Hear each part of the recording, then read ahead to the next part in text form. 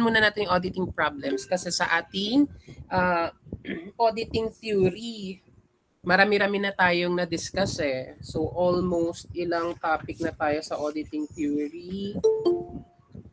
Chapter 5 na tayo no sa audit. Ay, magcha-chapter 5 na tayo sa auditing theory. So onting discussion na lang, malapit na rin tayo matapos doon.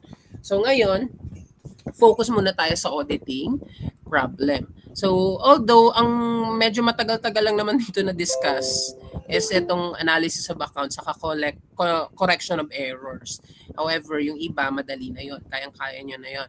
So now, let's focus here in analysis of accounts. So based on our previous discussions no mga previous meetings, napag-aralan nga natin yung analysis of accounts. Bakit kaya kailangan natin i-check yung analysis of accounts? Ano kaya yung reason for us bilang auditor? Siyempre, kailangan natin maintindihan paano ba nagbe-behave ang isang account.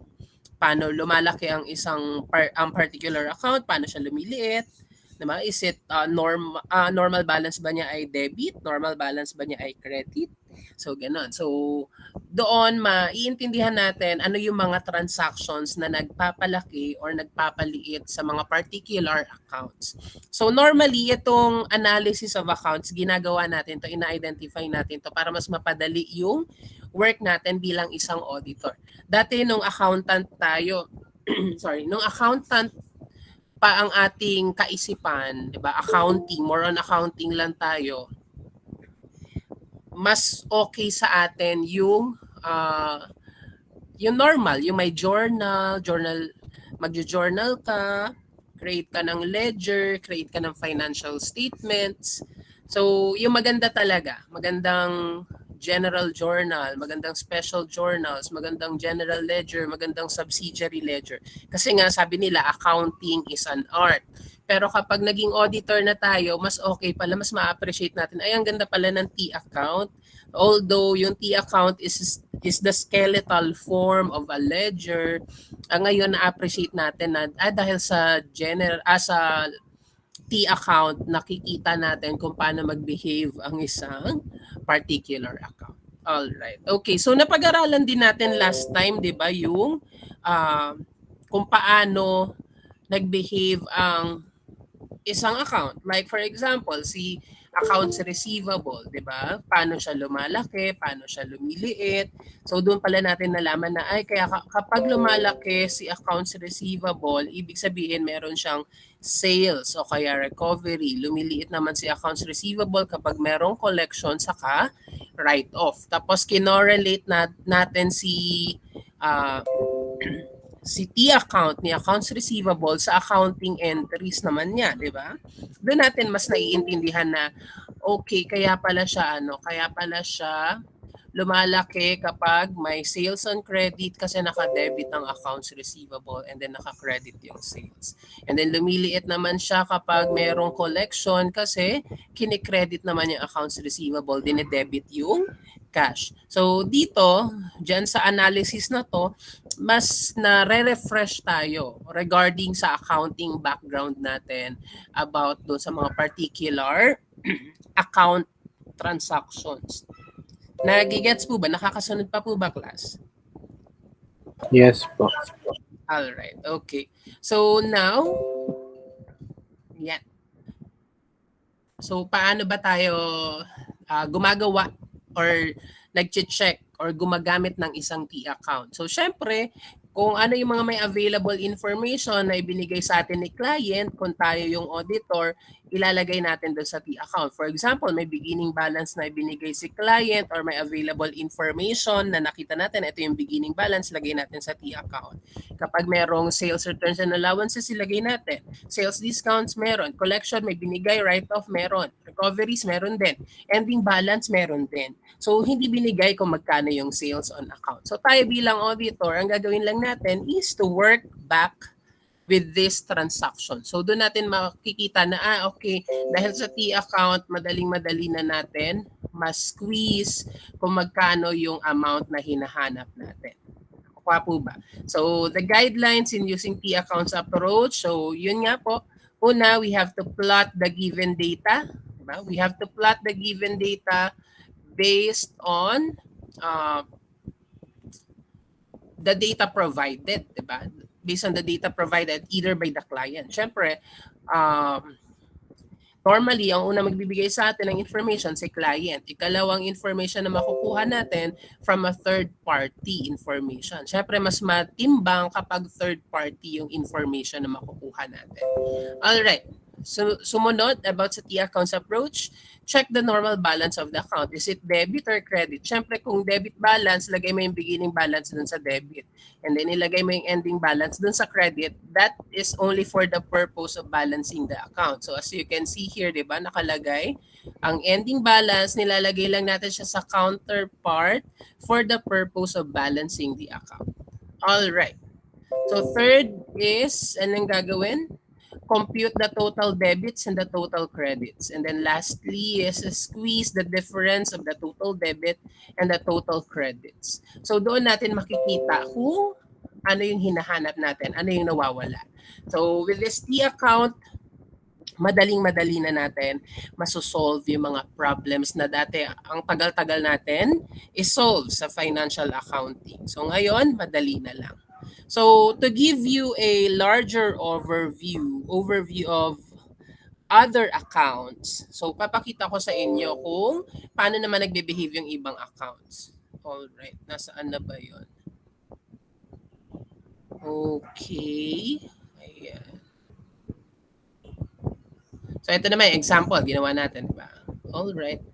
And then, na-answeran na rin natin yung exercise 7. Ayan. So, any question regarding exercise 7? Naintindihan po ba yung exercise 7 natin? Or meron pa po ba naguguluhan? May naguguluhan po ba sa exercise 7?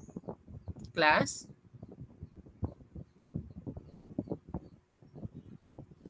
None so far. So, madali lang po ba? Madali lang po ba yung exercise 7, class? Madali lang po ba? Can you still hear me, class? Yes, sir. Yes po. Alright, okay. So, hindi kayo sumasagot, ibig sabihin na iintindihan ninyo. So, we will not go back with exercise 7. Okay, so let's go now on the different accounts. So, una natin na pag-aralan itong accounts receivable, tapos na tayo dito eh. So, paano siya lumalaki? Kapag may sales recoveries, paano lumiliit? Collections, sales returns and allowances, sales discounts, write-offs, transfers to notes, receivable. Ngayon, kapag ang hinahanap, collections, minsan ang sinasabi, cash basis gross sales. So, yung alternative name nila for collections, cash basis gross sales. So, huwag kayo malito doon, sabihin ano ba yung gross sales na yan, pero makikita ninyo may cash basis na kasulat. So, ang hinahanap pala ay collections.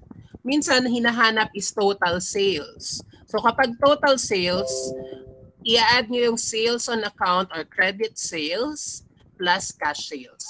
Nakukuha po ba? Nagigets po ba, class? Nagigets po ba? Hello? Yes, sir. Ayan, okay. So ito yung i-add nyo lang. Yung sales on account plus the cash sales. So you will get the total sales. So let's go on the T account for allowance for doubtful accounts or allowance for bad debts. Ano yung normal balance niya? Debit or credit? Debit or credit, class? Credit po. Credit. Alright. So, madali lang to sa inyo. So, kahit madali siya, pwede naman kayo sumagot. Nakukuha po ba?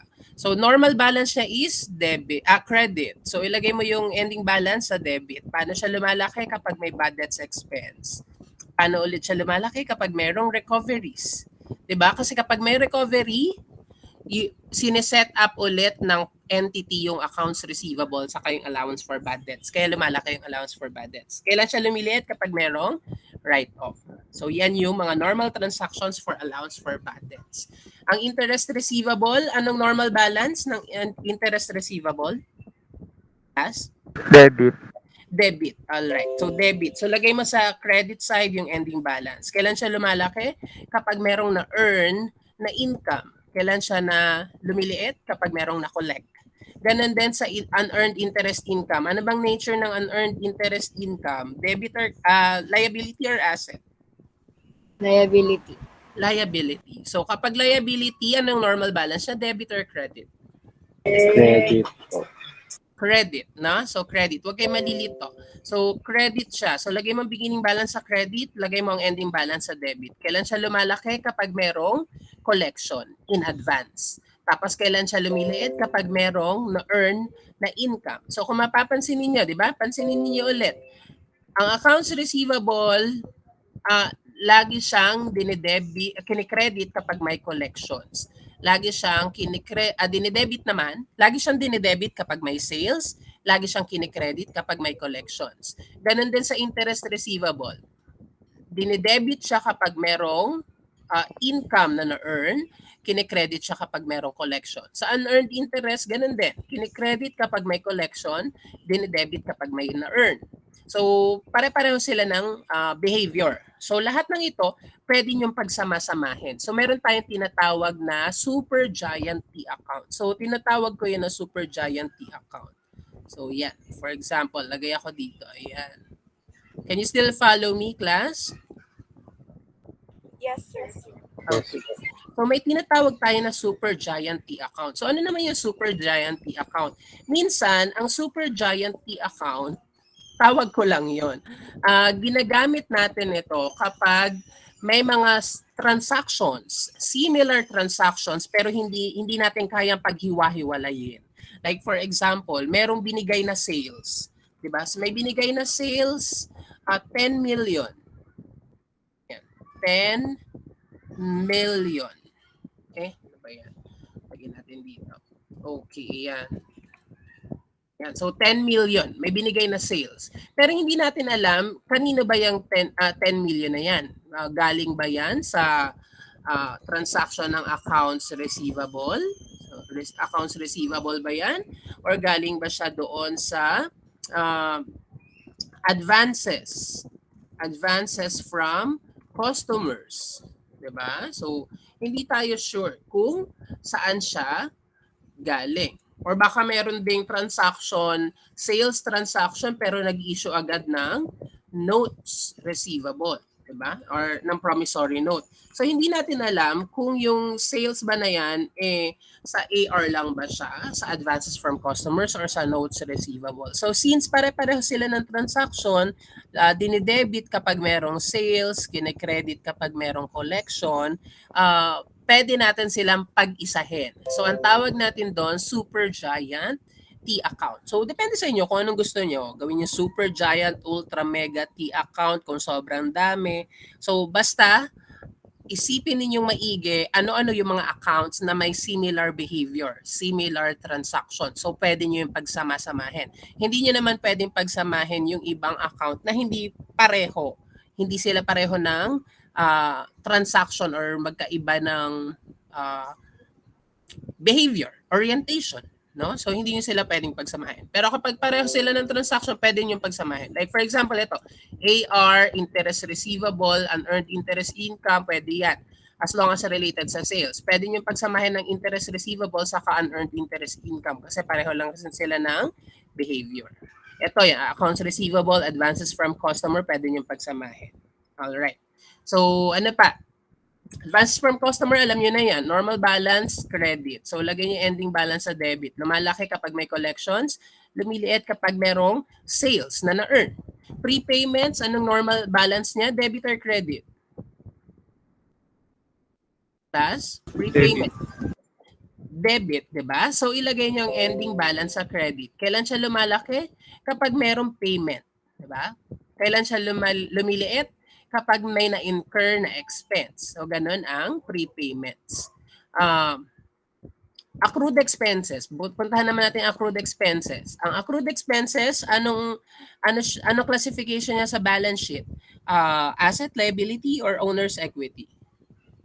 Liability po. Liability. So, normal balance niya ay credit. So, lagay niyo yung ending balance sa debit. Kailan siya lumalaki? Kapag may expense. Kailan siya lumiliit? Kapag merong payment. So, kung makikita ninyo yung accrued expense saka prepaid expense, pareho sila ng transaction. Diba? Dinidebit kapag merong payment, kinikredit kapag merong expense. So, pwede nyo palang gawing giant T account ang prepayment saka accrued expenses. So, Yun yung binibigyan ko na kayo ng hint. Mamaya kasi may mga transaction pinagsasama-sama. Tapos, binigay sa inyo beginning ending balances ng prepayment saka accrued expenses. So, wag kayo magpapalito doon. Pwede nyo pagsamahin, gumawa kayo ng giant T account kasi ang hinahanap natin yung total payments to expenses saka total expenses incurred. So, since pare-pareho naman sila ng nature, pwede nyo pagsamahin. Equipment, anong normal balance niya? Debit. So, ilagay niyo ang ending balance sa credit. Kailan siya lumalaki? Kapag merong acquisition. Kailan siya lumiliit? Kapag may disposal.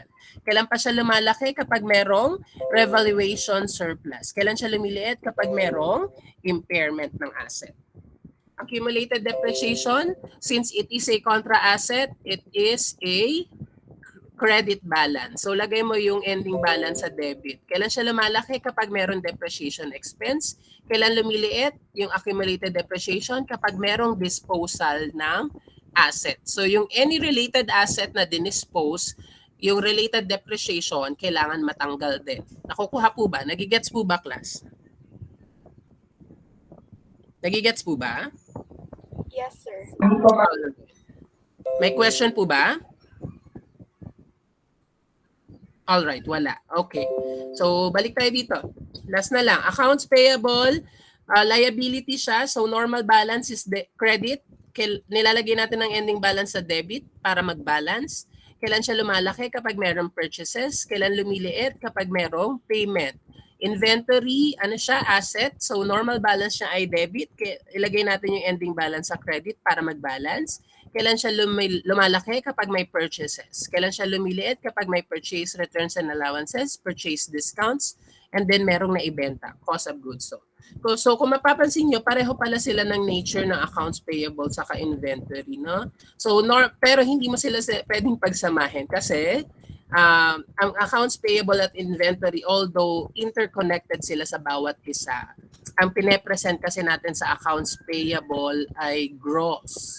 While sa inventory, ang purchases natin ay net. So sa accounts payable, gross ang purchases.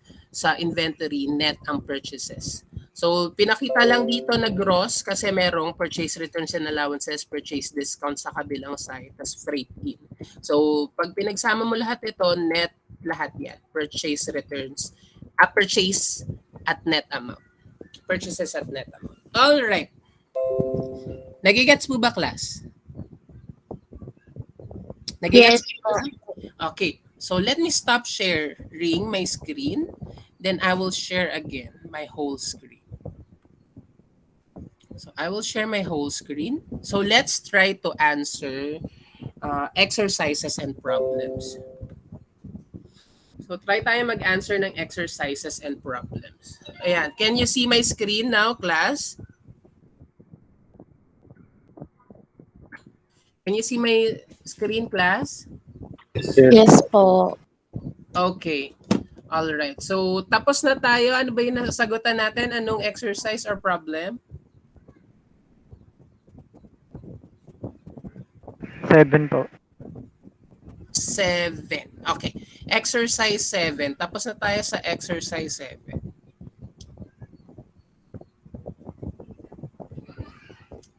Ayan. So, we're done with exercise 7. Ano kaya ang pwede nating sagutan?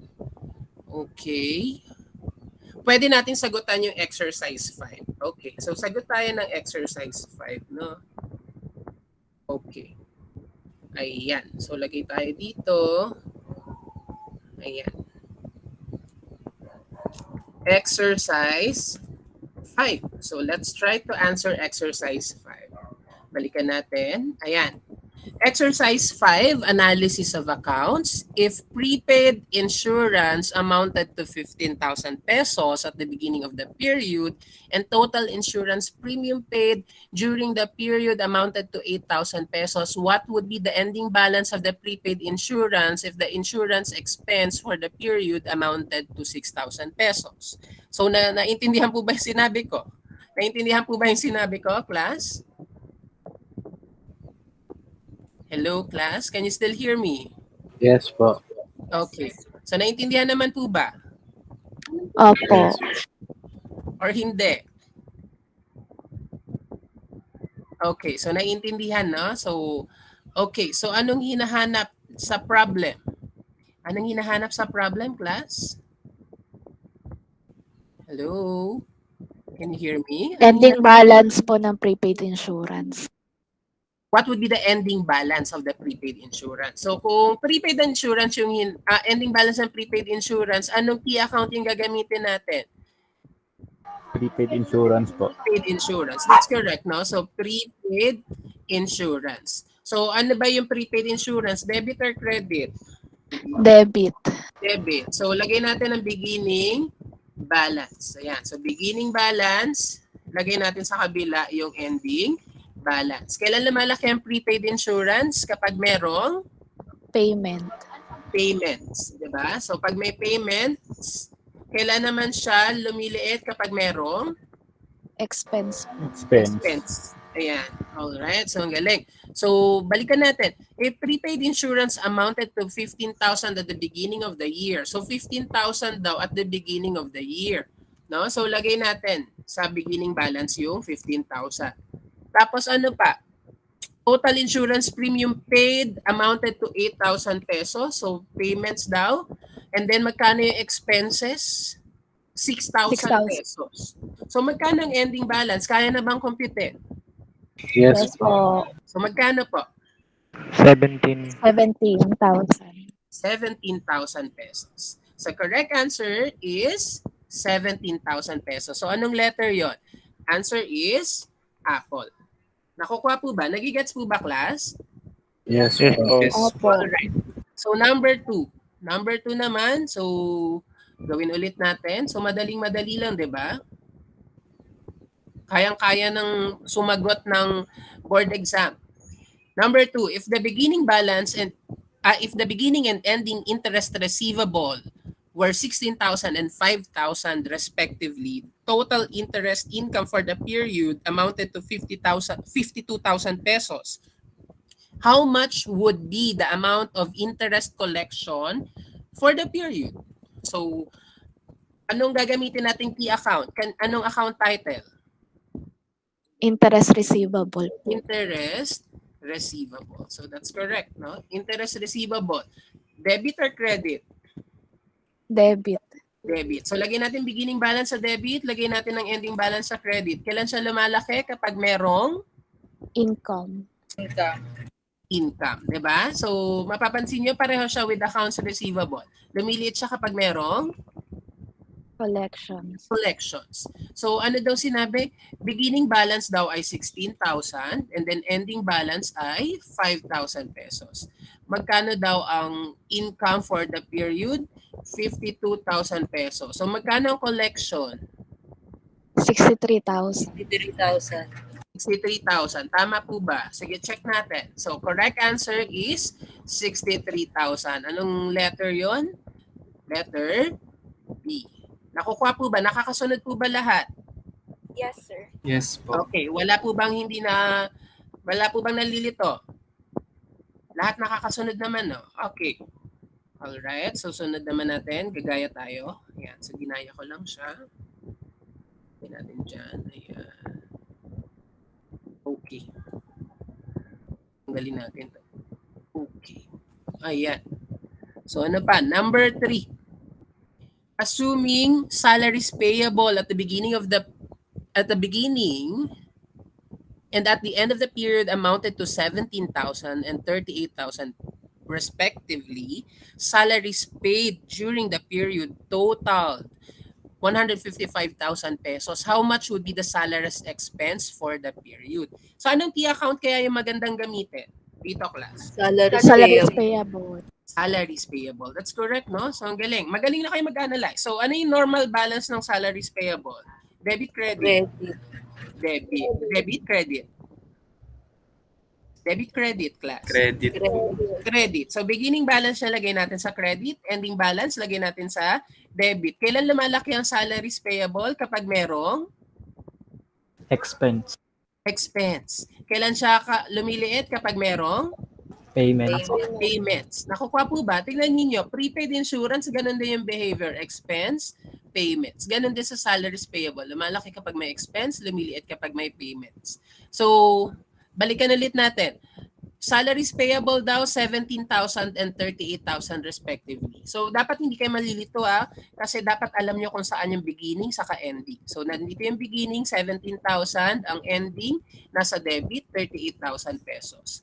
Ano daw meron? Merong payment na 155,000 pesos. Magkano ang expense? Kaya na bang computer? 176,000. 176,000 pesos. So very good. Kayang-kaya na talaga ng aking mga estudyante. Anong letter? Letter D. So 176,000, letter D. Nakukuha po ba? Nagigets po ba, class? Nagigets po ba, class? Yes po. Okay. So last, assume all rent revenues are received in advance and accounted for as unearned rent. So sinabi na, no, accounted for as unearned rent. So anong key account yung gagamitin natin? Unearned rent. Unearned rent. Nakukuha po ba? So unearned rent. So lagay natin dito. Unearned rent. So anong normal balance niya? Debit or credit? Credit. Credit. Ayan. So, lagay natin ang ending balance sa debit. Nakukuha po ba? Nagigets po ba? Kailan siya lumalaki? Kapag merong? Collections po. Kapag merong collections. Kailan siya lumiliit? Kapag merong? Income. Income. Diba? So, normally yung income na ito yung earned. Diba? Earned income. So, beginning balance, magkano po beginning balance? Tingnan natin, 4,000. So, wag magpapalito And then, ending balance, 6,000. Magkano daw yung collections? 45,000 pesos. So, kaya na po ba computein yung rent income for the period? Magkano po yung rent income for the period? 43,000. 43,000. 43,000 pesos. So, kuhang-kuha, 43,000 pesos. Meron po ba dito? Answer is letter C. 43,000 pesos. So, meron po bang hindi nakakuha? Meron po bang nalilito? So, number one is Apple, 17,000 pesos. Number 2 is Boy, 63,000 pesos. Number 3 is Dog, 176,000 pesos. And then number 4 is Cat, 43,000 pesos. Nagigets po ba, class? Exercise 5. May question pa po ba? May question pa po ba, class? Exercise 5? Wala na. Meron pa po ba, class? Wala po. Wala na. Alright, so let's move sa exercise 6. So let's try to answer exercise 6, no?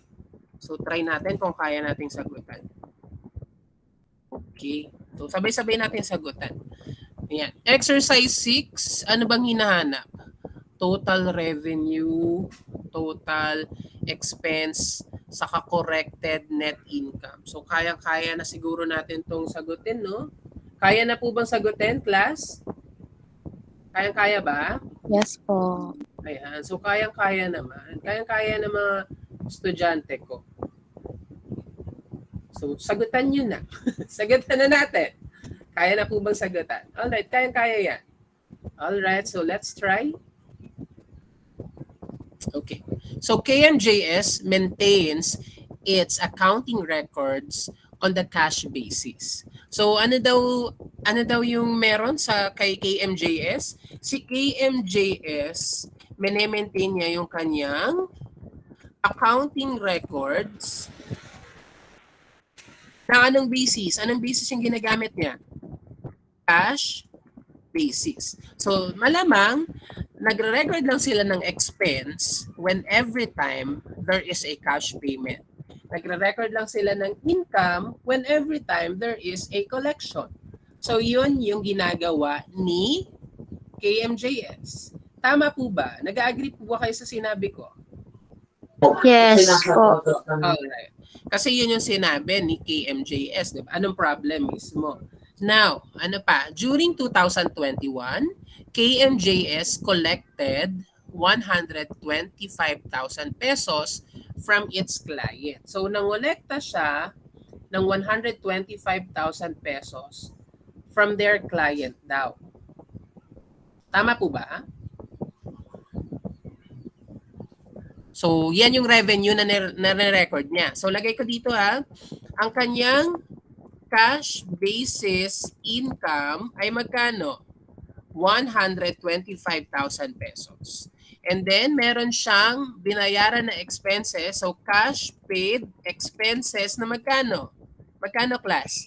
62,000 pesos. Nakakasunod naman po ba sa sinasabi ni Sir Mark? Yes po. Alright. So, hindi naman nalilito sa pagpapalit-palit nung window. Hindi naman po. Hindi naman. Alright. So, magkano ang cash basis net income? Magkano ang cash basis net income ni 63. 63,000. That's correct. 63,000 ang cash basis net income niya. Kaso tayo bilang auditor, acceptable ba sa atin ang cash basis of accounting kapag pagsusundin natin ang PFRS? Hindi po. Hindi. Nakuha po ba? So from cash basis of accounting, tayo bilang auditor, we have to change this into accrual basis of accounting. So syempre, kapag ito nakita natin bilang auditor, malungkot tayo. Kasi anong gusto natin? Si KMJS, ang accounting records niya ay accrual basis para maging masaya tayo bilang auditor. Nakuha po ba? So ito ang gusto natin, accrual basis. So mula sa cash basis, pag-accrual basis tayo. So meron siyang binigay. Ayan, upon examination of additional evidences, the following information was obtained. Accounts receivable, unearned revenue, accrued expenses, prepaid expenses. Nakukuha po ba? So gawa tayo ng T-account. Okay lang po ba gumawa ng T-account, class? Okay lang po? Yes po. Okay, so gagawa ko ng T-account Ayan, so I will create a super giant T-account para sa similar transactions. Ayan, okay. Subuha tayo. Ayan, so gumawa ko ng super giant T-account for accrued, accounts receivable, saka unearned revenue. Bakit pwedeng pagsamahin sila? Pwede silang pagsamahin kasi similar sila ng transaction. So, accrued receivable, accounts receivable pala, saka unearned revenue. So, pwede natin silang pagsamahin. So, ano bang normal balance ni accounts receivable? Anong normal balance ni accounts receivable, class? Debit or credit? Debit. Debit. So, lagay natin beginning balance sa debit, lagay natin ending balance sa credit. Kailan siya lumalaki? Kapag merong Sales. yes, kapag merong sales. Kailan siya lumiliit? Kapag merong Collection. collections. Unearned revenue, normal balance, debit or credit? Credit. Credit. Credit. So, lagay natin beginning balance sa credit, lagay natin ang ending balance sa debit. Kailan siya lumalaki? Kapag merong collections. Kailan siya lumiliit? Kapag merong recognized income, di ba? Nakukuha po ba? Nagigets po ba? Yes po. Alright. Now, anong binigay sa atin? May beginning balance si accounts receivable, magkano? 9,000 pesos. May binigay na ending balance, magkano? 15,000 pesos. May binigay na beginning balance kay unearned revenue, magkano? 7,000 pesos. Magkano ending balance na binigay? 4,000 pesos. Tama po ba yung plinat natin? Tama po ba, class? Yes po. Yes. So, minsan huwag kayo magpapalito. Minsan ang nilalagay dito, ito yung beginning balance. Dito, ito naman yung ending balance. Minsan, ito yung beginning balance. Dito naman yung ending balance. So, kailangan tititigan natin na maigi yung date kasi mamaya malito tayo. Mamaya hindi nakita ni Sir Mark, ito pala yung beginning balance, ito pala yung ending balance. So, syempre, isa kayo sa tumitingin. So, kapag nagkamali si Sir Mark ninyo, kailangan sabihin niya, Sir Mark, mali yun akong hamong information, mali yun akong hamong data. Kasi pag nagkamali si Sir Mark ninyo, kayo yung may kasalanan. Alright. Okay, so following the data provided in the problem, yung collection daw is the cash basis income. Magkano? 125,000 pesos. Since pareho lang sila ng nature, yung collection na to, 'di ba? Ilagay na lang natin sa isa yung sa isang account. So 125,000 pesos. So okay lang na wala dito kasi magkasama na to. 125,000 pesos. So kayang-kaya na ba computein yung sales? Kayang-kaya na po ba computein yung sales, class? Yes. So magkano ang sales? Magkano ang sales, class? 134,000. 134,000 pesos. So that's correct. Meron po ba tayong 134,000 dito? So number 1, meron po ba? Letter C po. Yes. So answer for number 1 is letter C. Okay. So ano pa? Total expenses of KMJS. May binigay, accrued expenses saka prepaid expenses. So gayahin natin. Kopyahin natin ito, lagay natin dito sa baba. So we have, tanggalin lang natin ito. Ayan. Para hindi tayo malito. Okay. Alisin lang rin natin ito. So this is prepaid expense and then accrued expense. Ayan. Accrued expenses. Ayan. Accrued expenses, prepaid expenses. Normal balance ng prepaid expenses? Debit. Debit. So beginning balance lagay mo sa debit, ending balance lagay mo sa credit. Kailan lumalaki ang prepaid expenses? Kapag merong payments. So kailan lumiliit? Kapag merong accrued expenses, normal balance, debit or credit? Credit. Credit. So lagay mo ending balance sa debit. Kailan lumalaki? Kapag merong expense. Kailan lumiliit? Kapag merong payments. Binigay po ba yung beginning balance ng prepaid expense? Binigay. Magkano? 5,000 pesos. Magkano ending balance? 12,000 pesos. Magkano beginning balance ng accrued expense? 3,000 pesos. Magkano ending balance na nakikita ninyo, class? 2,000 pesos. Meron po bang binigay na payments or expense? Meron po bang binigay, class? Can you hear me? Meron po bang binigay na? Meron po. Yes. Magkano? 62,000. 62,000. Alright. So, lagyan natin dito. Dito lang sa isa. Lagyan natin 62,000 pesos. Kaya na bang computein yung total expense? Kaya na po ba? Opo. Magkano po ang total expense? 54,000. 54,000. So, total expense for 2021 is 54,000 pesos. Meron po bang 54,000 pesos dito? Answer is letter B. 54,000 pesos. Kaya na bang computein? We have the accrual basis, di ba? Accrual basis income. Magkano accrual basis income natin? Nakuha? 134. Accrual basis expenses. Magkano po yung accrual basis expense natin, class? 54,000. 54,000 pesos. Kaya na bang computein yung accrual basis net income? Opo. Yes. Magkano po? Tama po ba? 80,000 po. 80,000. So check natin kung may 80,000. So answer is letter E. 80,000 pesos. Nakakasunod po ba lahat, class? So anong sagot for number 1? Number 1 is letter C. Number 2 is letter D. Number 3 is letter B. Any question? Any question, class? Any question? None so far. None so far? Tama po ba? Yes po. Alright, okay. So tapos na tayo sa exercise 7. Okay na tayo dyan. So let's go with other problem. Okay, hanap tayo ng ibang problem, yung maganda-ganda. Problem 1. Sige, mamaya na natin yan. Problem 2. Mamaya na din yan. Problem 3. So itong problem 3 gawin natin. Mukhang mas exciting yung problem 3. Sige, tignan nga natin kung ano mas mahirap. Madali lang. Okay, ito problem 3 na lang. Ayan.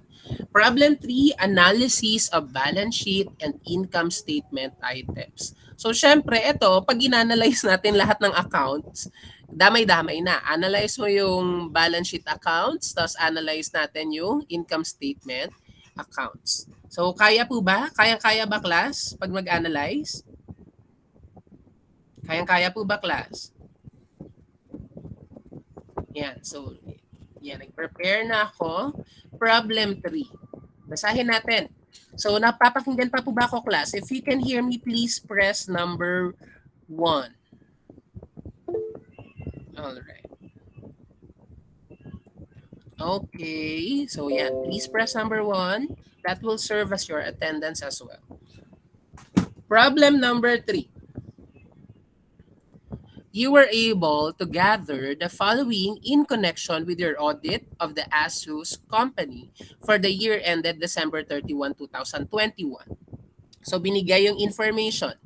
January 1, 2021 saka December 31, 2021. Accounts receivable at net realizable value, 6,400,000. Ending balance, 4 million. Nakukuha po ba? Nagigets po ba? Accounts payable. Accounts payable. Accounts payable. Magkano class? 1950. 1950. Ending 2520. Accrued salaries, 85,125. Prepaid advertising, 35,75. Accrued advertising, 14,250, 40,000. Prepaid insurance, 25,000, 41,000. Inventory, 540,000, 320,000. Allowance for doubtful account, 100,000 ending. Walang binigay ng beginning. So probably baka wala siyang beginning. Pero check natin, na? So ko-confirm natin baka may beginning pala siya. Or baka wala. So hanapin na lang natin. Examination of the cash receipts and disbursement books revealed the following.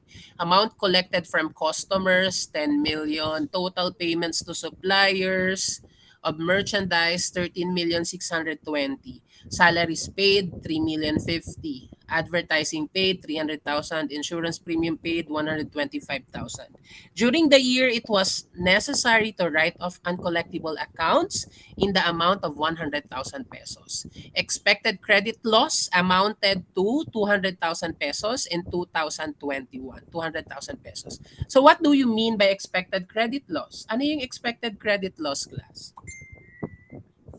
Anyone from the class? Ano yung expected credit loss? Anyone from the class? What is expected credit loss? Allowance for bad debts. Yes, that's correct. No? Expected credit loss or ECL, yan yung tinatawag nating bad debts. Bad debts ito. Bad debts expense. Bakit siya bad debts expense? Kasi yung ECL or expected credit loss, yan na yung accounting terminology natin under IFRS. No? So under IFRS 9, expected credit loss na ang ating sinusunod.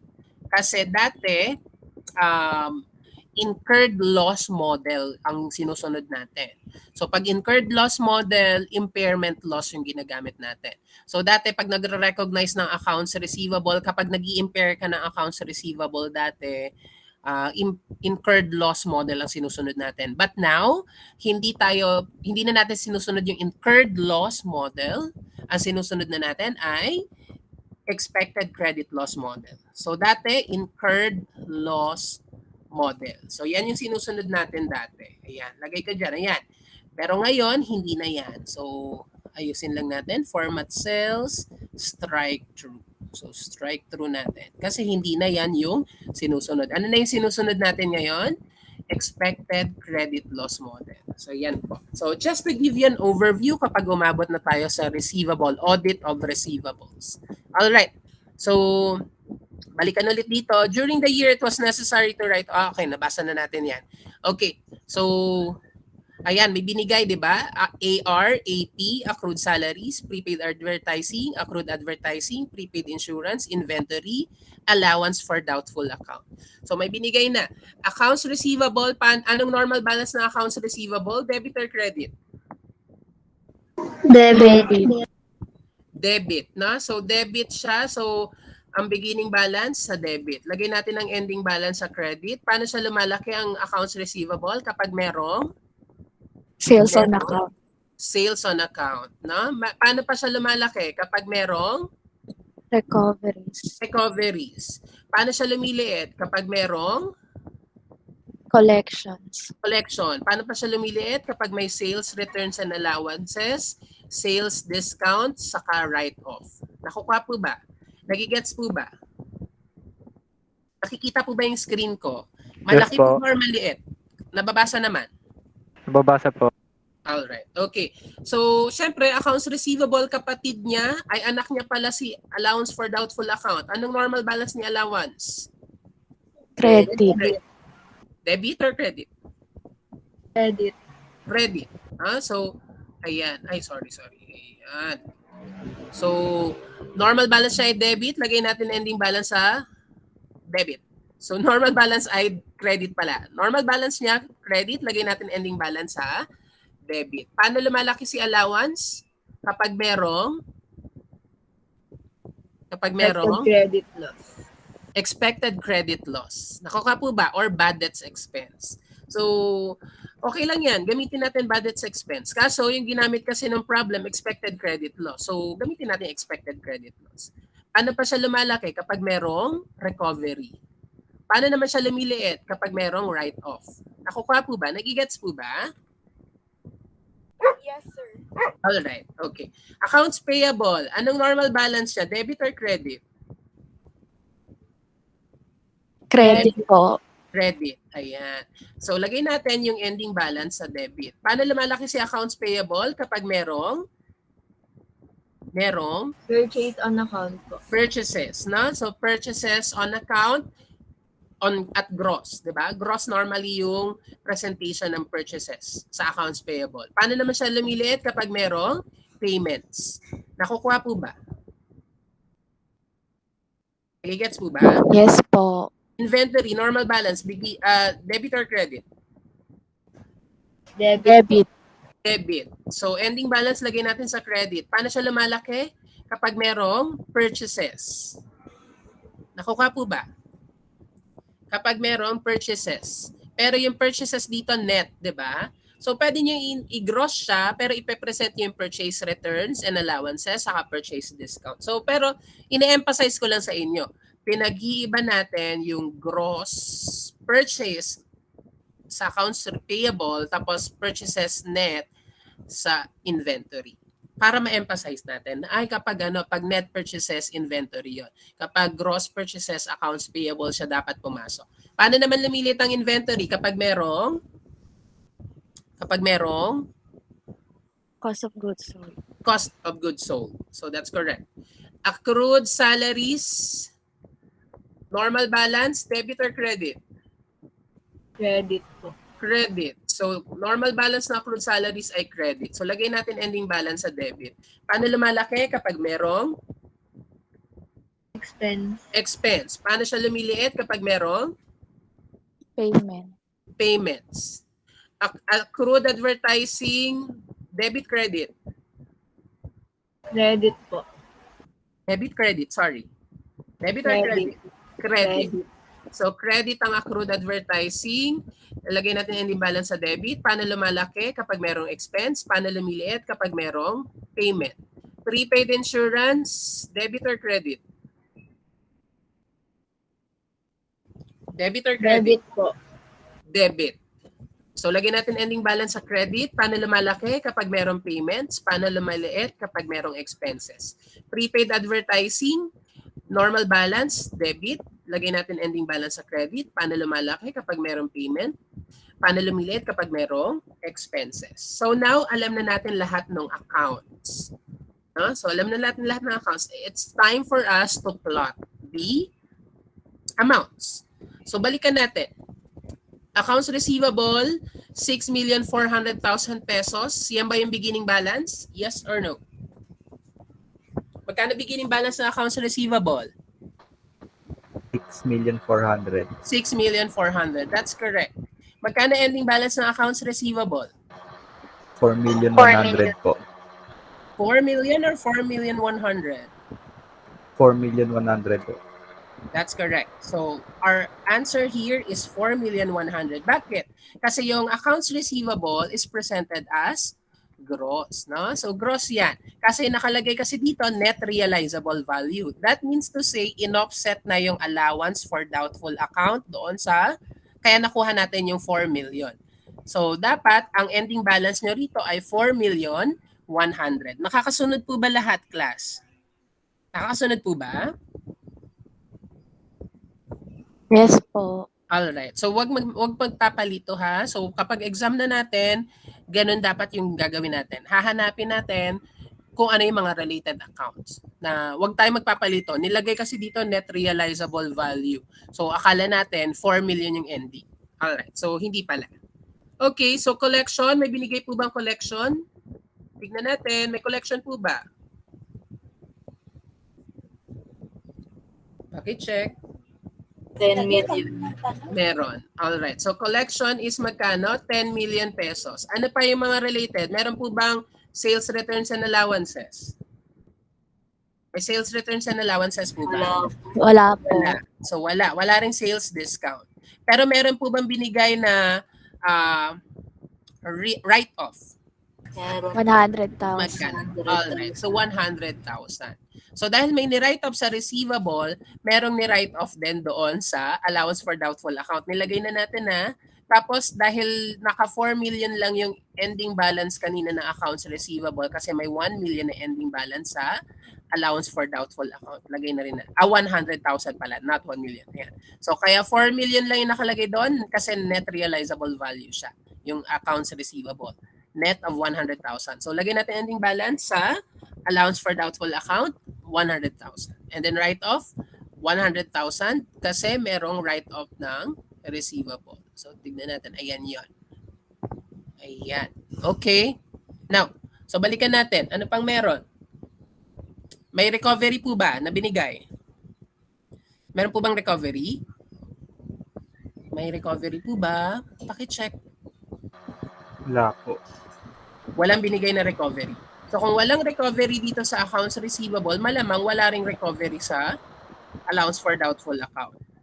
So kaya na bang computein yung sales? Magkano ang sales on account? Magkano ang sales on 7.8 million. 7.8 million. So that's correct. No? Answer for number 1 ay cat. So answer for number 1 is cat. 7.8 million pesos. Nakuha po ba ng lahat, class? Nakuha po ba ng lahat? Yes, sir. Alright. Okay. So yes. Alright. So dahil nakuha na natin yung accounts receivable, kaya na po bang computein yung expected credit loss sa allowance for doubtful account? Kaya na Yes po bang po. computein? Magkano po? 200,000. 200,000 pesos. So that's correct. 200,000 pesos. Kasi zero balance naman yung beginning balance ng allowance for doubtful accounts. Accounts payable, kaya po bang computed? Magkano yung beginning balance ng accounts payable? Tingnan natin yung accounts payable. Meron po ba? Magkano beginning balance? Balikan yung problem. 1,950,000. 1,950,000. Ayan. And then magkano ending balance? 2,520,000. 2,520,000. That's correct. Dahil yan yung tinitingnan natin, check natin kung may payment. Meron po bang payment? Meron po. Magkano po? 13,620,000. 13,620,000. That's correct. So kaya na po bang computein yung gross purchases? Opo. So magkano po? 14,190,000.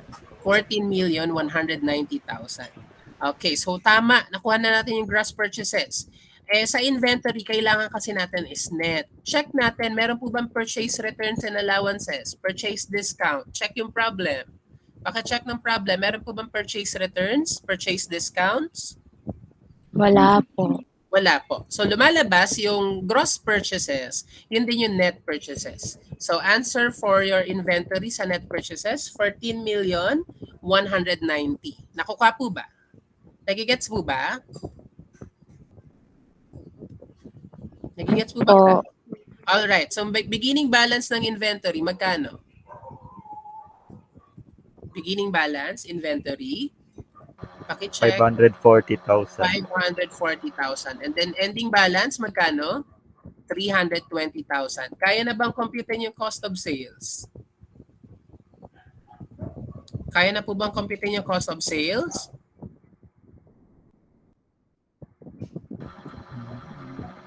$14,410. 14,410,000 pesos. That's correct. Nakukuha po ba? So check natin. Ano yung hinahanap ng number 2? Net purchases for 2021. Ano nakuha natin? 14,190,000. Meron po ba ditong 14,190,000? Dito class, meron po ba? Yes. So answer for number 2 is Dog. dog. That's correct. So number 2 is dog. So accrued salaries, kaya na bang computein? Beginning balance, anong binigay? Accrued salaries, balikan natin. 85,000. 85,000 pesos. So beginning balance, 85,000 pesos. Ending balance, magkano? 125. 125,000. Ano bang payments na binigay? Meron po.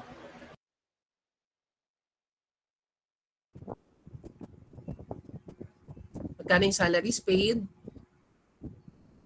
3,050,000 po. 3,050,000 pesos. Kaya na po ba yung salaries expense? Kaya na bang computein? Yes po. So magkano po? 3,090,000. 3,090,000. So kayang-kayang computein. Anong sagot for number 3? Check natin yung number 3. Salaries expense, 3,090,000. So answer for number 3 is boy. Nakukuha po ba? Nakakasunod po ba lahat, class? Yes, sir. Alright. So accrued advertising. Meron po ba tayong beginning and ending balance? Balikan ulit yung problem. Accrued advertising. 40,000 ending, 14,250 beginning. So tama po ba? 14,250 and then 40,000. Meron po bang binigay na payments? Paki-check. Meron po. Meron po. Magkano po? 300,000. 300,000. That's correct. So kaya na po bang compute yung expenses? Magkano yung advertising expense? Kaya na po ba? Mako-compute na ba yung advertising expense? Yes, sir. Sige po. May nakalimutan po ba tayo? Or Yung sa prepaid advertising po. meron pa tayo nakalimutan? Kasi merong prepaid advertising. So yun yung hindi natin dapat kalimutan. Dapat maisama natin lahat ng related account. So may prepaid advertising pala. Check natin. Paki-check ng prepaid advertising. Magkano yung prepaid advertising? Beginning balance, 35,000. 35,000. And then ending balance, 75,000. 75,000 pesos. So nakompleto na natin dito sa portion na ito. Kaya na bang computein yung total advertising expense? Magkano yung advertising expense natin? 285,750 po. 285,750. That's correct. So 285,750. What's your answer? Check natin. Advertising expense, 285,750. Answer for number 4 is boy. Nakakasunod po ba lahat? Nakakasunod po ba? Yes po. Di ba madali lang maintindihan? But because of the T account. So ngayon na-appreciate natin yung T account. Ang dali lang pala mag-compute ng expenses, ng payments, yung beginning, ending balance. Sa accounting, naka-good form tayo kaya hindi natin maintindihan. Pero dahil dito sa auditing, naka-T account tayo, ang dali-dali lang. Parang dali-dali lang. Nakuha po ba? So madali lang, di ba, class? Tama po ba? Madali lang? Silence means yes. So, madali lang. All right. Okay. So, prepaid insurance. Balikan natin ang prepaid insurance. Meron po ba? Magkano ang prepaid insurance? Beginning balance? 25,000. Ending balance? 41,000. Meron po bang payment sa insurance? Check natin. Magkano yan? 125,000. Kaya na po bang computein yung insurance expense? Yes po. Magkano po? 109,000. 109,000 pesos. That's correct. So, check natin. Anong answer yon? Insurance expense for 2021? Answer is boy. Number 5, boy. So, kayang-kaya na po ba? Kayang-kaya na po ba, class? Nagigets na po ba? Yes, sir. All right. Okay. So, ayan. So, problem number 3. Okay. So, balik tayo dito. So, kaya na natin. Problem number 3, natapos na natin. Problem number 2, tapos na tayo. Problem number 1. Sige, yung problem number 1, that will be your assignment. So, lalagay ko dito sa atin, ha? Assignment nyo yan. So, lagay natin dito sa pinakadulo. Ayan. So, para matandaan natin. So, your assignment will be, ayan, assignments. Problem number 1. So, yan ha. Assignment niyo po yan. So, lagay natin dyan. Problem number 1, assignment. Ano pa? Exercise number 1. So, exercise number 1, assignment niyo rin. So, exercise number 1. Ano pa? Hindi pa natin nasagutan yan. Exercise number 2, that will be your assignment as well. Exercise number 3, that will be your assignment as well. Exercise number 4, nasagutan na ba natin? Hindi pa. So, exercise number 4, that will be your assignment as well. Madadali lang yung exercise 1, 2, 3, and 4. Exercise number 5, nasagutan na natin to. Exercise number 6, nasagutan na natin. Exercise 7, nasagutan na rin. Problem 1, ayun. So, problem 1, assignment nyo rin yan. So, lagay natin sa baba para sunod-sunod. Ayan. Problem 1. Problem 2, sige, problem 2, assignment nyo din. Ayan. Okay, problem 3, nasagutan na natin. Okay, problem 3. Problem 4, nasagutan na po ba yung problem 4? Hindi pa. Hindi pa po. Hindi pa. Okay, so let's try to answer problem 4. Balikan natin. Exercise 6, problem 3, tapos na tayo problem 3. Let's try problem 4. Ayan. So, dito tayo. Problem 4. So, okay lang po ba? Mag-extend tayo? Yan. Okay. So, problem 4, Nokia Incorporated has cash receipts and disbursement records that are summarized as follows for 2021. Its first year of operation. So, tandaan class ha, yung 2021 daw, yun yung first year of operations niya. Nakukuha po ba? Tama po ba? Kakasunod po ba class? 2021 daw, yun yung kanyang first year of operation. That means to say, ito yung unang taon niya kung kailan siya siguro na-register, kailan siya nag-start ng business. Tapos ano pang sabi? Has cash receipts and disbursement records. So, ibig sabihin, naka-cash basis siya. Kasi cash receipts, tapos cash disbursement records. So, ayan, kitang-kita naman. Nakikita po ba yung screen ko, class? Yes po. Alright. So, kung makikita ninyo, yung cash receipts, 128,000. Cash disbursements, 82,000. So, yung kanyang revenue, ang kanyang revenue ay, cash basis revenue ay 45,500. So, lagyan natin dito. Cash receipts. Meron siyang cash receipts, 128,000. So, yun yung nandoon. And then, cash disbursement, magkano po? 82,500. So, ano yung cash basis net income niya? 45,500. Ayan. 45,500. 45 po. 45,500. So, that is their cash basis net income. So cash basis net income nila yan, 45,500. Ngayon, ang kailangan kasi natin, accrual basis net income. So yan yung accrual basis net income. So hahanapin na.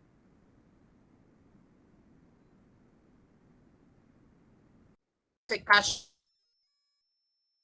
is the cash basis revenue, how can we adjust it to adjusted revenue?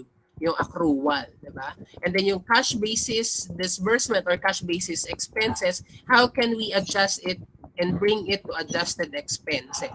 So yun yung kailangan natin. Kailangan natin siyang ma-adjust into accrual basis. So yung revenue from cash basis, kailangan naka-accrual basis revenue. Dati cash basis yung expense, kailangan maging accrual basis yung expenses. So hanapin natin. Management wants you to compute its net income by accrual accounting principle. So kitang-kita naman, 'di ba? Sinabi, management wants you to compute its net income by accrual accounting principle. You have identified the following items that may impact your computation. So letter A, depreciation of plant assets for 2021 computed by straight line method. Magkano yan? 10,500. Nakukuha po ba? Nakakasunod po ba, class? Nakakasunod Yes po ba? po. Alright. Yung depreciation ba, is it a non-cash transaction? Yes. So if Yes. it's a non-cash transaction, then we have to include it as part of reconciliation between cash paid expenses to accrual basis of expenses. So magkano yung dapat nating i-add as depreciation expense? Magkano yung nandiyan? 10,000. 10,500. 10,500. Ano pa? Prepaid insurance, 1,800.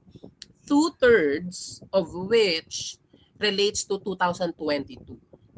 So 2/3 daw ng prepaid insurance pertains to 2022. Tama po ba? Tama po ba? Magkano ang 2/3? Paki-check, class. Magkano yung 2/3 ng 1A? 1-2. 1-2. Kung prepaid insurance siya, binayaran na ba siya, class? Yes po. Yes. Opo. So kung binayaran na siya, kasama ba siya dito sa cash disbursement? Yes. Yes. Tama po ba? Yes. Yes. So kung binayaran na yung insurance, kasama siya dyan sa cash disbursement. Eh yung 1,200 na yon, which is the 2/3, para yon sa 2022. Dapat ba yung isama as part ng 82,500? Hindi po. Hindi. So, No. syempre, magbabawas tayo dyan ng 1,200 kasi yun ay prepaid insurance. Nakukuha po ba? Nagigets po ba, class? So, para Yes. mabawasan mo tong 82,500, babawasan mo ng 1,200 kasi prepaid insurance yun. Alright. This amount was recognized as insurance expense when it was paid. Kasi nga, cash basis yung kanyang accounting. Letter C. Nokia received 12,000 in advance rent for space in its building. So nakatanggap daw si Nokia ng 12,000 pesos in advance na rent for space in its building. The entire amount is included in the cash receipts. So ito daw 12,000 pesos na to, kasama daw ba siya dito sa cash receipts? Tama po ba? Yes. Yes. So kasama yan dyan sa 128,000 pesos. Tama ba nakasama lahat yan? Hindi po. Hindi po. Hindi. So, ano ba nakalagay? Tignan natin. The entire amount is included in the cash receipts figure and was recognized as rent revenue when received. However, 7,000 of it was for space that will be provided in 2022. So itong 7,000 pesos is this, ano to? Ano yung 7,000 pesos dito? This is Unearned. unearned rent revenue. Nakuha po ba? So dapat bang isama yan dito sa 128,000? Hindi po. Hindi. So dapat tayong magbawas ng 7,000 kasi that is unearned rent. Nakukuha po ba? So Yes ayan po po. yan. All right. Letter D, employees are due 2,800 at the end of 2021.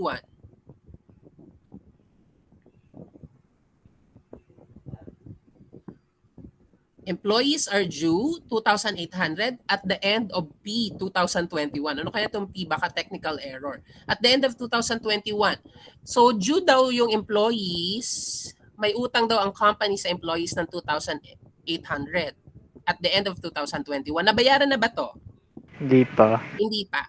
So this serves as accrued salaries or salaries payable. Magkano yung salaries payable? 2,800. Interest amounting to 3,170 from investment is receivable at the end of 2021. Natanggap na po ba ito? Yung letter Hindi E? pa po. Hindi pa. So that is considered as interest. No? Interest receivable. So dapat mong isama siya as part ng accrued revenue. You estimate that your 2021 fee for accounting services that have not been billed, magkano yung ano natin? Professional fee daw bilang accountant, 500 500. pesos.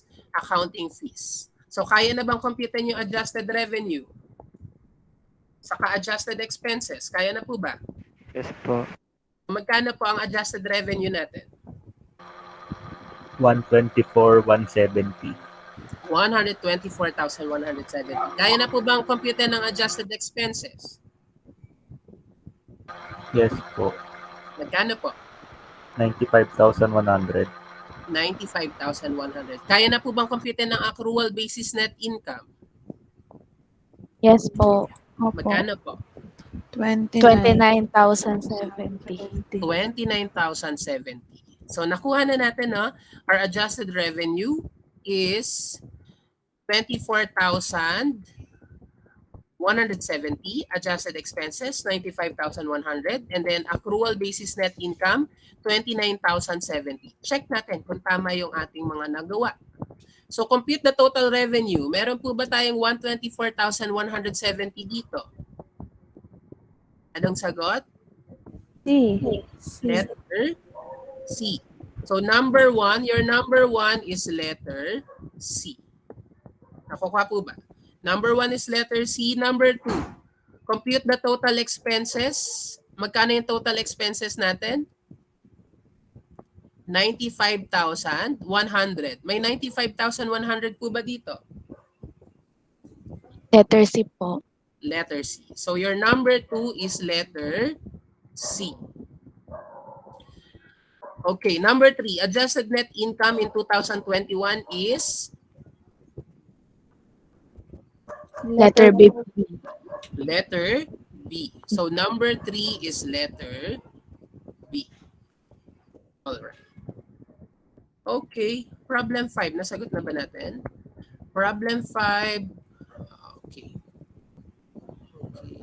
Sige, problem 5 will be your assignment. Lagyan natin dito sa pinakadulo. Problem 5, your assignment. Yan, okay. Problem 5. Problem 6 din, sama na natin. Problem 6 will be your assignment. Problem 7 will be also your assignment. Yan. And then, okay. Problem 8. Comprehensive analysis of accounts. So yung problem 8, since comprehensive analysis of accounts ito, parang medyo mahaba-haba ito, let's try to answer. Sagutan natin to, problem 8. So try natin siya sagutan, problem 8. Ayan. Okay. Ayan. So basahin muna natin.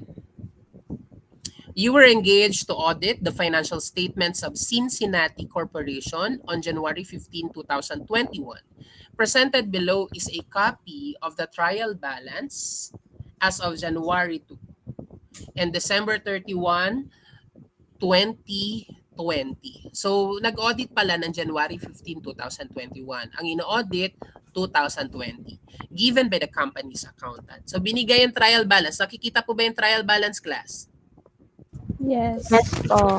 Yan. So, tignan na lang natin na, hindi ko na siya babasahin. Cash, AR, merchandise, unexpired land, buildings, accumulated equipment, accumulated accounts payable, advances, salaries payable, utilities, capital stock.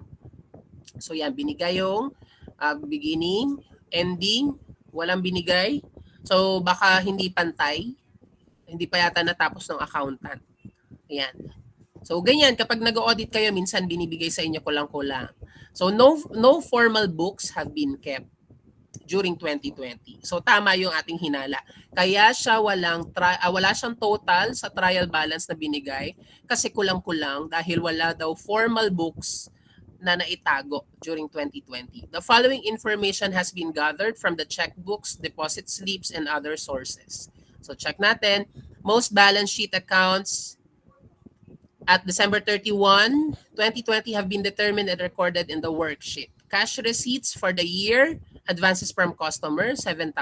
Cash sales and collections on accounts receivable. So merong 1,265,400. After yan ha, so babasahin lahat nito class. After sales discount and then sales returns and allowances. So tatandaan yan, sale of equipment, 50,000 pesos. On which 10,000 of depreciation had accumulated. So 10,000 yun na-accumulate, 50,000. Pero ano ito? 45,000. Cash receipts, 45,000. Ibig sabihin, binenta yung equipment. Ayun nga, tama nga, sale of equipment. Cash disbursement for the year are summarized as follow. Insurance premium, okay. Purchase of equipment, addition to the building, cash purchases and payments. Tatandaan yan, after purchase discounts and purchase returns and allowances. Salaries paid to employees, okay. Utilities, dividends paid, total. So itong 1,518,950, baka dito yan. Dividends of 75 per share declared on June 30, September 30, December 31. Depreciation expense, building 4,000, equipment 17,500. Expected credit losses are estimated to be 1.2% of total sales for the year.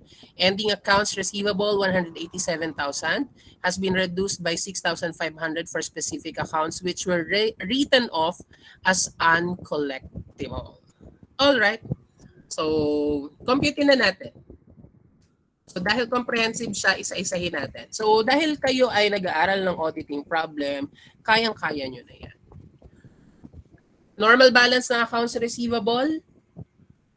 Normal balance. Debit. So, lagay natin beginning balance sa debit, ending balance sa credit. Paano lumalaki ang accounts receivable?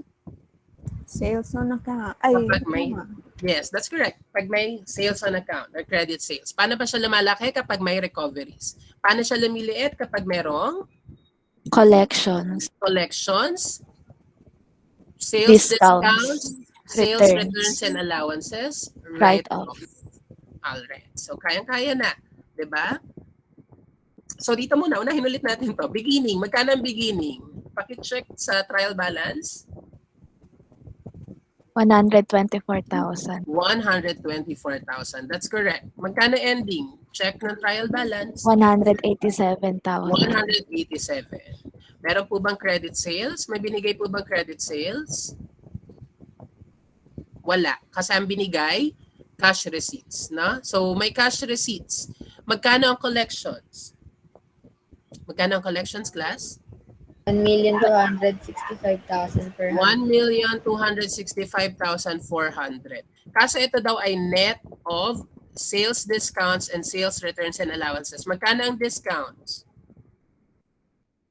15,200. Magkano ang returns and allowances? 19,400. 19,400. Nakuha po ba? Meron po bang write-off? Check natin kung may write-off. Expected 6.5. 6.5. That's correct. So, ang galing ng mga estudyante ko. Okay. 6.5. Alright. Okay, 6.5. So, meron po bang recoveries? Recoveries po ba, class? Wala po. Wala. So, 0 ang ating recoveries. Kayang-kaya na ba computein ang sales? Credit sales? Kayang-kaya bang computein ang credit sales?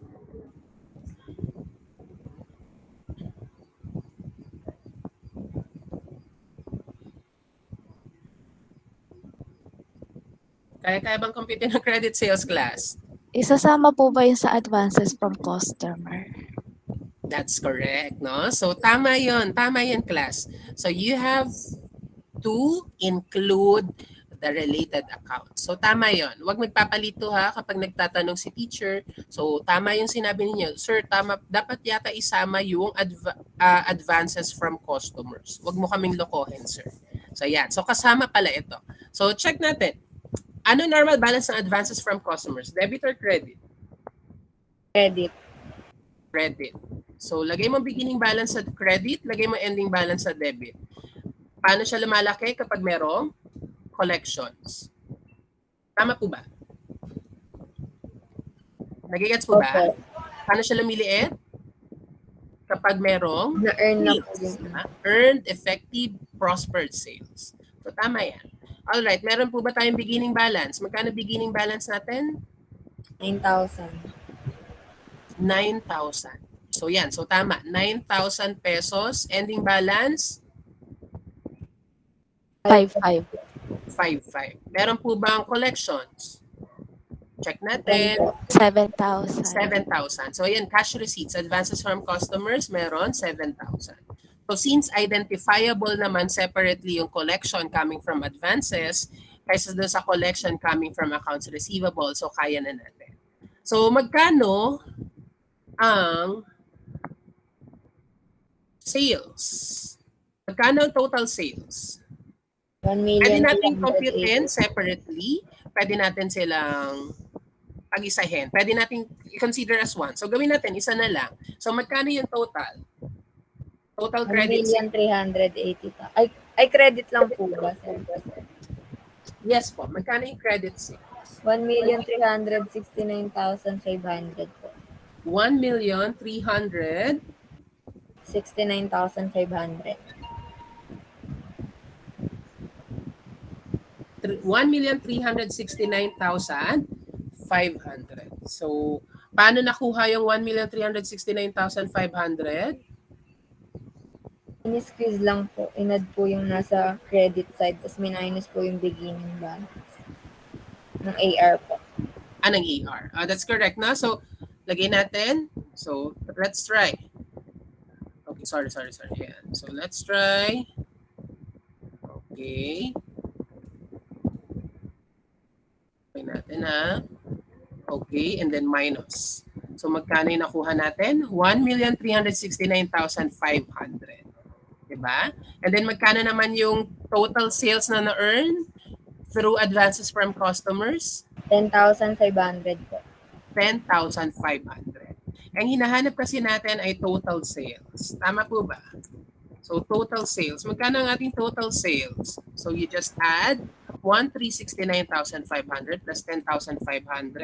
Nakuha ninyo 1,380,000. Tama po ba? Yes. Nagigets po ba? Alright. So, your answer for number 1, total sales, your total sales for number 1 is 1,380,000.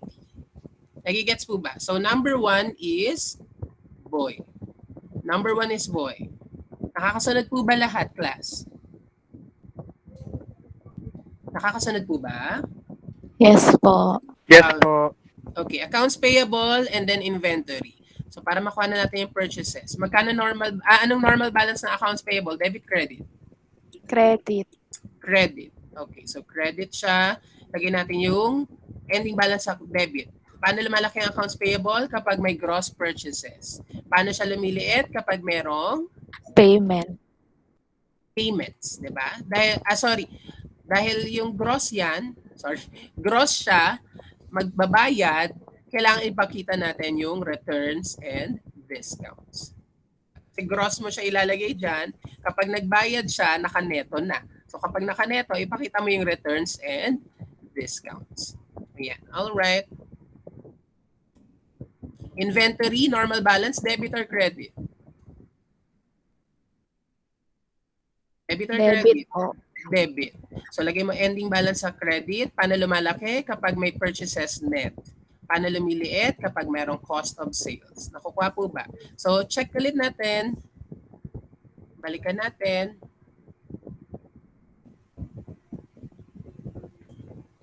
Magkano beginning balance ng accounts payable? Magkano beginning balance ng accounts payable, class? 173,000. 173,000. Magkano ending balance? 86,790. 86,790. So tama po 'yon. 86,790. All right. So that's correct. Magkano ang gross may binigay bang gross purchases? Check natin. Walang binigay. Ang binigay is payment, 'di ba? So payment, ayan, cash purchase and payments on accounts payable. So binigay, magkano yung cash purchases and payments? 820,500. 820,500. Tapos, paki-check, meron bang discount saka returns and allowances? Meron. So magkano yung discount? 11,500. Tapos, magkano yung returns and allowances? 18,000. So, kaya na po bang computein yung gross purchases? Kaya na po bang computein? 763,790. That's correct. 763,790. So, your answer for number 2 is letter D. D. Answer for number 2 is letter D. Number 2, dog. Ayan. All right. Inventory. So, nakuha na natin yung may beginning na ba tayo ng inventory? Paki-check ng inventory. Yes, meron. 230,000 pesos. Ending, 245,000 pesos. Kaya na bang computein yung net purchases? Kaya nang computein yung net purchases, class? Can you still hear me? 734,290 ba, sir? 734. 290. That's correct. So paano nakuha? Gross purchases minus returns and allowances and discounts plus freight in. Kung merong freight in. So yan po yan, di ba? 763,290 minus 18,000 minus 11,500. So you get 734,290. Kaya na po bang computein yung cost of sales? Kaya na po bang computein yung cost of sales, class? Opo. Yes. So magkano? 719,290 po. That's correct. 719,290. Check ulit natin. Meron po bang cost of goods sold? 719,290. So your answer for number 3 is apple. Nakukuha po ba? Nagigets po ba? Madali lang, di ba, class? Madali lang po ba? Medyo po. Alright, okay. So, meron pang ibang sasagutan. Gain or loss on sale of equipment, utilities expense, bad debts, net income, dividends, insurance, salaries, allowance for expected credit losses. So, this one, I'll leave it all to you, class. So, please try to answer yung mga natira. So, lagay natin sa pinakadulo. Ayan. So, para makita po ninyo. So, problem 8. Alright. So, your assignment, magkikita-kita tayo this coming Friday. Exercise 1, exercise 2, 3, 4, problem 1, 2, 5, 6, 7, 8. So, yung problem 8, uunahin natin. bukas. And sa Friday. So, first to answer. All right, class. So, thank you so much, class, for joining this class discussion. I hope you learned something new, and our learnings for today makes your life more easier as an accountant and as an auditor. So, see you again this coming Friday. Let's continue our unfinished business. So, class dismissed. Have a good night, class. Thank you, sir. Thank you, sir.